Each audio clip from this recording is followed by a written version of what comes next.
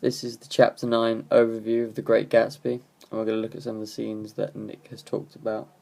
But firstly, I'd just like to say that this is all written 2 years after it happened, so Nick is writing in the present time, writing about the past.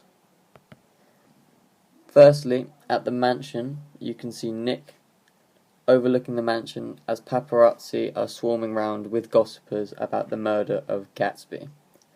And what Nick describes is that there's a lot of rumour going round about Gatsby's death, which is increased in extremities compared to the rumours going round about Gatsby when he hosted parties. This shows the extremities of Gatsby and how mysterious he is even after death.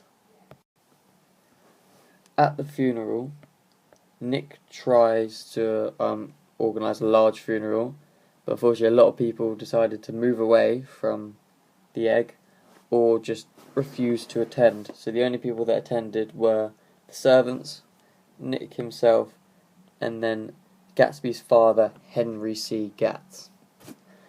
Later on after the funeral, Gatsby's father and Nick talk about Gatsby's routine and how happy Gatsby's father is and how proud of him he is that he achieved what he perceives as the American dream.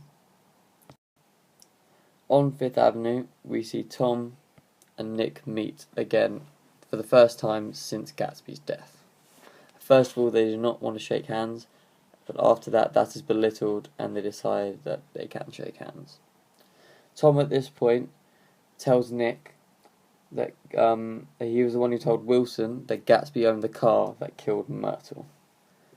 Of course, this makes Nick very angry, but Tom keeps emphasising how Gatsby deserved to die.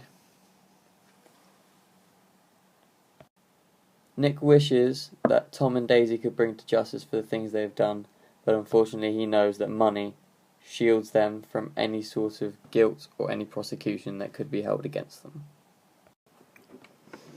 Nick breaks it off with Jordan and goes to the back of Gatsby's house and starts evaluating the American dream, pretty much for the readers. He evaluates that Gatsby's American dream has gone completely downhill as it has left him hollow with only wealth, which he believes is not the point of the American dreams.